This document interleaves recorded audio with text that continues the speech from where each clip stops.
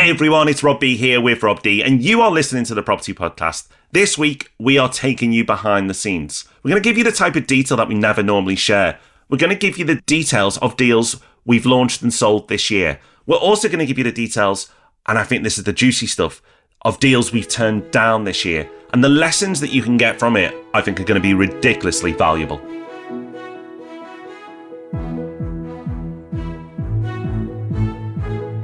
Yes, welcome to the Property Podcast. Thank you for joining us. In case you don't know, we run a business that buys more than £100 million worth of property every year for our clients. And so that puts us in the perfect position to talk about deals that we say yes to and deals that we say no to. In property, real examples and case studies are often the best way to learn. So there's guaranteed to be something in here that you can put into your process to make you a better investor. So it's time for our news story of the week, and we've got a very interesting one from The Guardian this week. And the headline reads, YouTube videos tell homeowners they aren't bound by mortgages. Rob, is this you, and is this the good news that we hope it is?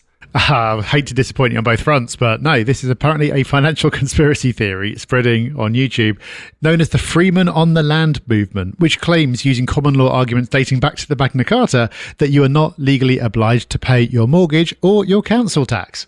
But if you read a little further, sadly, lots of these cases have managed to make it to court somehow, but all have failed. So it is not true. It's described in the article in The Guardian as a scam, but I can't work out what the scam is. I don't know who's profiting from this. I guess you just get more views for saying clickbaity stuff like this. I'm willing to give it a try. Oh, well, I don't think you need to give it a try because the Property Hub YouTube channel is absolutely flying without conspiracy theories, Rob. But if you start to flag, then I'm sure you can consider it. If you're listening to this and you haven't yet subscribed to our YouTube channel, then you are missing a trick. Rob D is banging out incredible content there. We are on nearly 90,000 subscribers. I'm sure the people listening to this that haven't subscribed yet can easily take that over 90. So get over there, search for Property Hub UK on YouTube, get yourself subscribed, hit that notification bell, as the YouTubers like to say. Smash it, Rob. Smash it. Oh, sorry. Smash it. Make sure you smash it as well. Hit it, smash it, and then apparently you'll be notified, not quite as aggressive, about every new video that goes out. And as I've said, we are pumping out stuff all the time over there. Rob's putting some amazing content on to get to loads and loads of views. So do check it out. The link will be in the show notes. Contrary to popular belief, we don't just talk nonsense on a podcast once a week and call that a week's work. We have a business in the background. It's called Property Hub Invest. We buy more than £100 million worth of property every year for our clients. And as part of that, we have a team that looks at a lot of deals all around the country. The vast majority we say no to for one reason or another. But some, the select few, make it through all our filters and end up being presented to our clients. And all we're really doing is a large-scale version of what you're probably doing. You're probably also looking at a lot of deals and trying to figure out what to say yes to and what to say no to. So we thought in this episode it would be really useful to look at 4 deals we've said yes to this year and 4 deals that we've said no to, and spend some time digging into the reasons behind those. Because the point isn't, oh, we invested in location X and not location Y. It's more subtle than that. And by understanding the logic and the thought process that we go through, it should help you build out the process that you use in your own investing. I'm really excited to share this with you all because we are very secretive with what we do. The developers that we work with dictate this. They don't want these deals splashed all over the internet. You can't find them on the internet. They're not on our website. These are deals that are just offered to our clients in private. But when we go through the information, I'm sure those dedicated ones in our audience with a bit of research could work out what developments we're actually talking about here. But the most important thing is not to listen to go, oh, that sounds like a good deal, or, oh, I can see why you didn't go for that one. It's the why. It's the why we said yes, or it's the why we said no.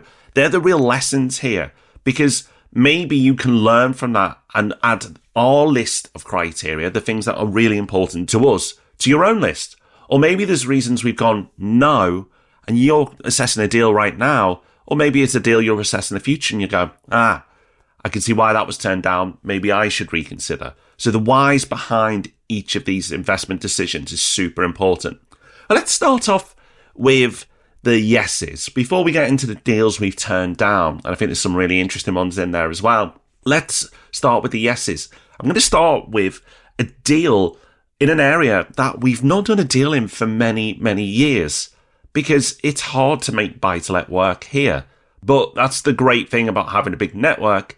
If you work it hard enough for long enough, these deals can still happen in areas that you wouldn't expect to do a great deal in. And the area I'm talking about, Rob, is Cheltenham. Yeah, Cheltenham was not somewhere I expected us to be doing a deal this year. It wasn't on our list, not because we didn't want to, but just because it's not somewhere where you'd expect the numbers to add up for buy to let.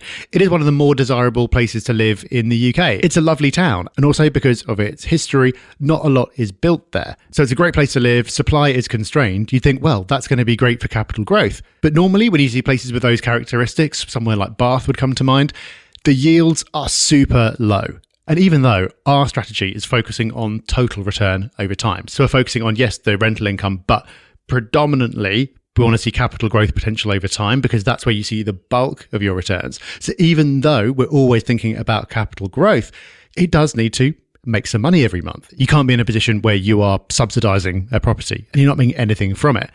Normally, that's a situation that you'd see in locations like this. But Rob, the numbers here, the yields stacked up really well. And that is a clue in itself about potential growth prospects. You're right, Rob. And this is something we've talked about on the pod again, but in case it's not landed, I think it's important to repeat that when you've got an area with really strong fundamentals, let's face it, Cheltenham has incredible employment, wealthy area, great place to invest.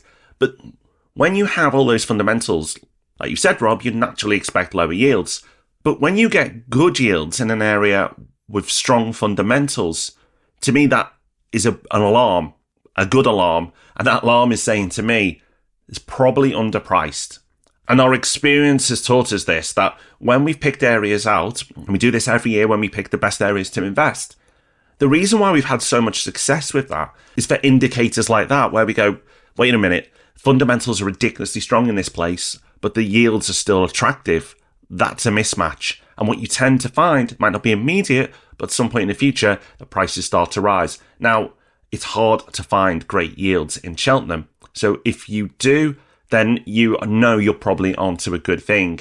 Exactly. And because we secured a discount on this, as we do on every deal we put together, that makes it even better, but it would have worked even without. So that clue still stands. And by the way, that and everything else that we're talking about today has already sold. So this is not a sales pitch for an opportunity that we've got in Cheltenham. All of these are long gone. The point is the lesson. And the lesson there is if you find something where the yield is surprisingly strong for a popular, wealthy area, then that's a good sign. Obviously, there's lots of other things to check as well to make sure it all adds up. And some of those we'll cover as we go along.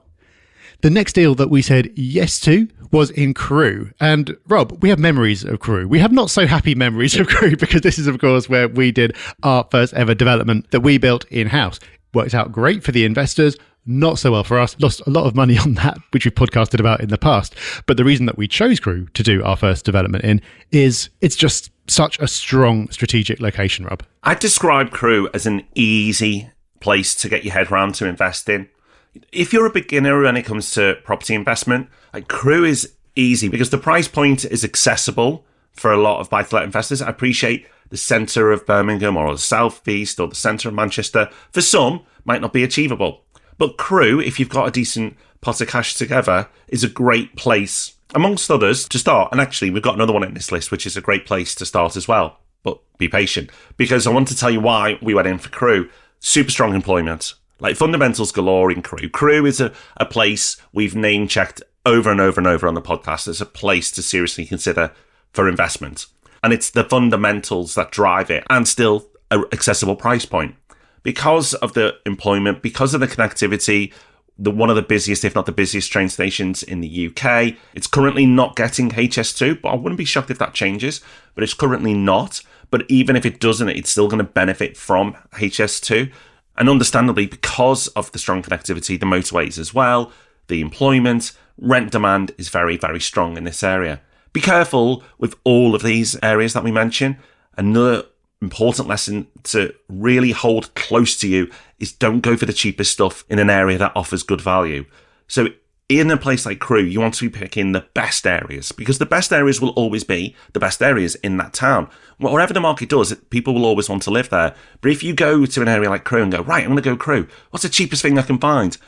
That is probably the cheapest thing for a reason. And the people of Crewe probably don't see it as desirable as other areas. So if you pick an area that's accessible from a price point, make sure you go for the best stuff. Try to go for the best stuff wherever you go. That's something that we absolutely practice. But especially when you go into an area where price is more accessible. So Crewe, fundamentals galore, good yields, high tenant demand. It's an easy one. If you can't get your head around Crewe as an investment opportunity, if you get a good discount, which obviously we got here, you've got a good yield, you've got all those fundamentals that we've talked about. If you can't get your head around that, then I don't know, maybe property investment isn't for you.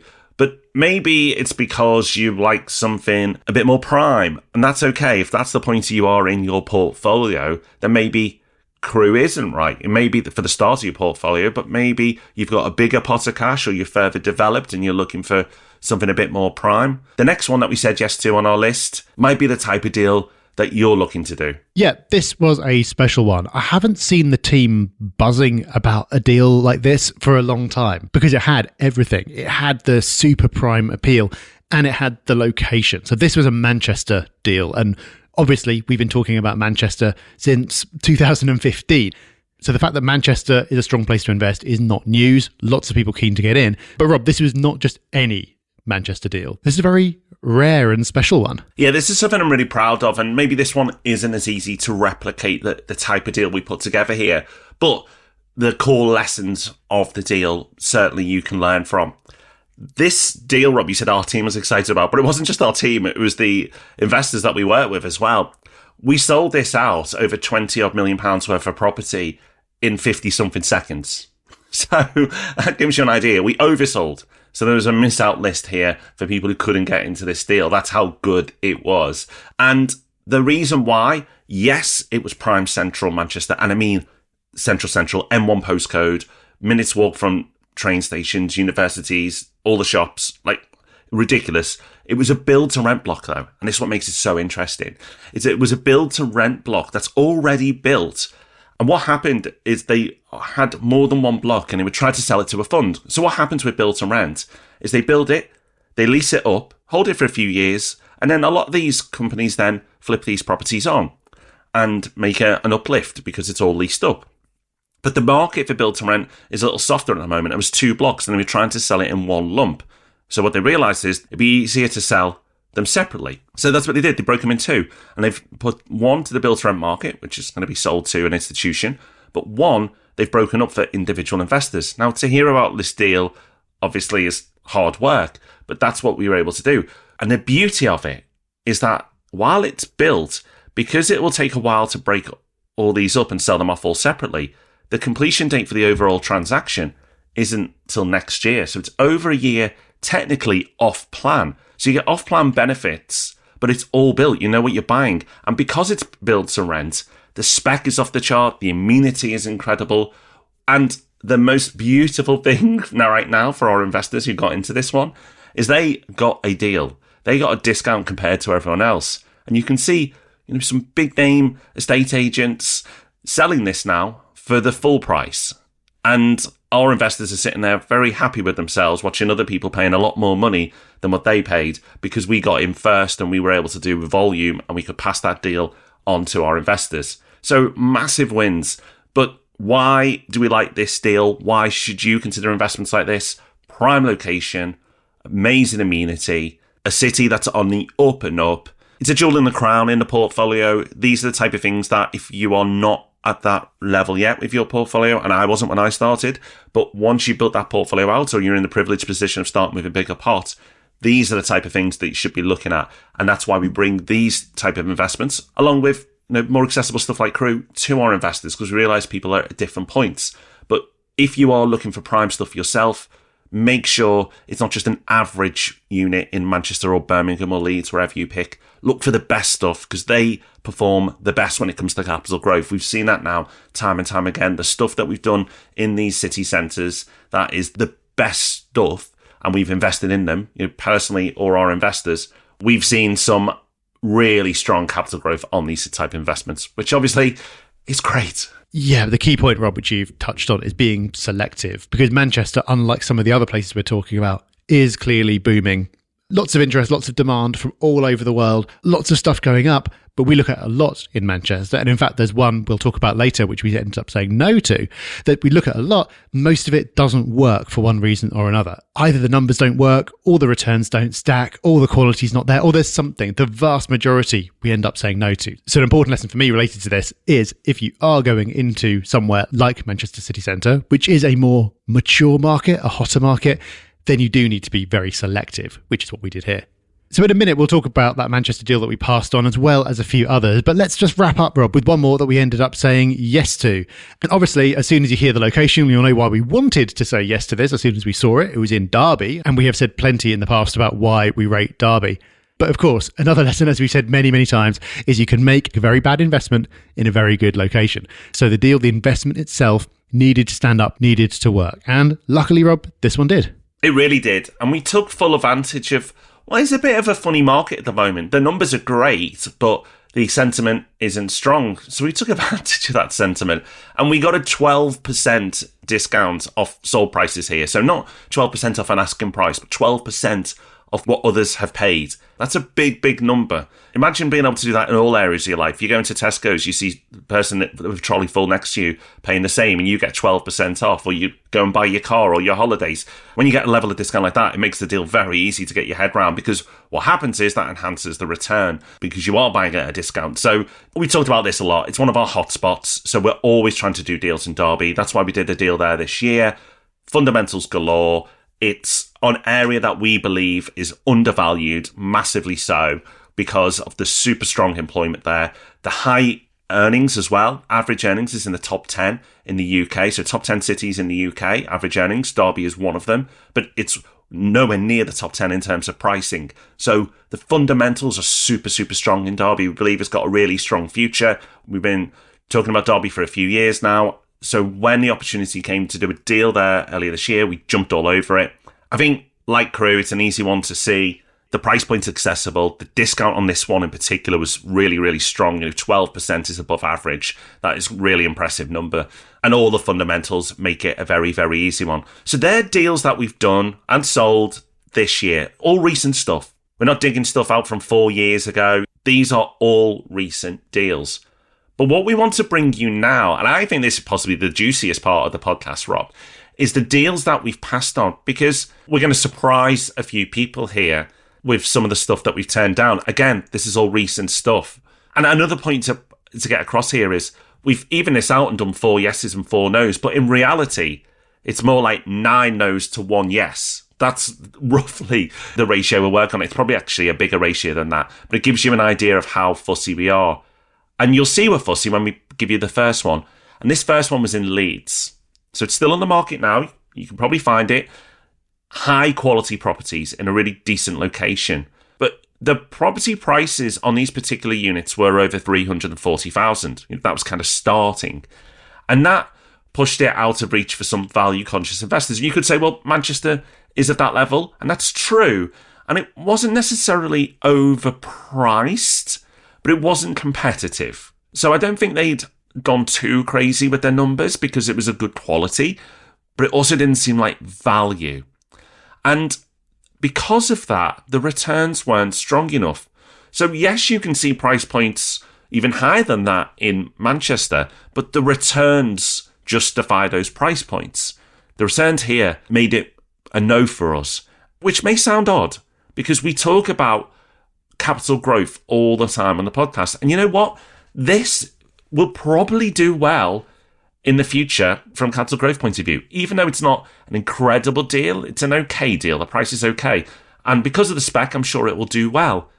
But we are greedy in the market like this. Because in a market like this, you kind of want both.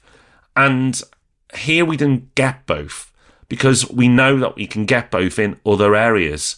And sometimes within Leeds itself. But it wasn't given us enough. Because of the sentiment right now, we're pushing on all fronts. And this deal, even though it's in a city that we love and the quality was really high, we said no. Yeah, and I think that might surprise people to hear that you can have it all. At the moment, you can be greedy because there's so much negative sentiment around property. But the negative sentiment is actually the reason that you can go out and do the kind of deals that are positioned for growth. They're not going to have explosive growth tomorrow. We're just not in that kind of market, but they're positioned for it when the time is right, but also produce a return, and even produce a return at today's mortgage rates. And I think that probably isn't what most people would think the reality is, but we are out there every day doing this, and it is the reality. And that is why we can be picky and say no to deals like that are good, but not great. So moving on, and Rob, you were talking about more value-conscious investors. They probably would have liked this next deal had we said yes to it, but we didn't. And this was in Peterborough. Now, Peterborough has got a lot going for it. Primarily, its location. Because of where it is and because of its transport links, it's somewhere that's always popular, always does well, but prices generally are still low. Yields are still pretty good. So if you're an investor in the southeast, you can't get comfortable going too far afield. You want somewhere close-ish, but you want the numbers to work out, somewhere you can get your head round. It's probably a decent pick. So, Rob, why did we say no to this deal that we were offered there? Well, it was actually an easy one because it was the build quality of this development. It was actually an office to resi conversion, which doesn't mean we automatically say no to, but we are immediately cautious with. We've seen a lot of office to resi conversions that have been to a really poor standard. And this isn't the worst we've seen, but it's certainly not been done well. And because of that, we couldn't stand behind it. And I think it will be hurt on a few fronts in the future. I think mortgageability might be an issue on this site in the future. I think certain lenders will stay away because it's a conversion and to the standard it's been done. But I also think it'll be hurt by capital growth. So even though Peterborough itself will probably do well over the long term from a capital growth point of view, this particular development, we're not so sure. And this comes back to going for the better stuff when you can in these areas. And this doesn't fall into that category. It's not the better stuff. It's average at best, and I'm probably being generous. So it's probably a bit below average in terms of quality. Even with the other things going for it, this was a red flag for us.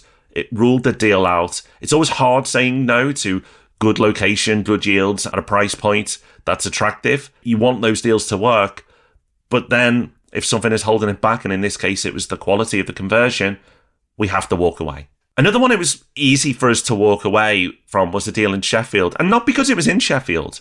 Sheffield's a great place to invest. Unfortunately, not many developers are building there right now because it's hard to make the numbers work, because while fundamentals are super strong, the price points are quite low and developers can't make that work. But somehow this developer was making it work. So why did we walk away?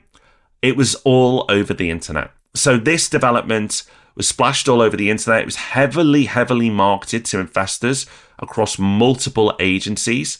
And we see that as a warning sign because, one, we know there's big commissions being paid out on those developments, and that's going to eat up a lot of the value of the deal.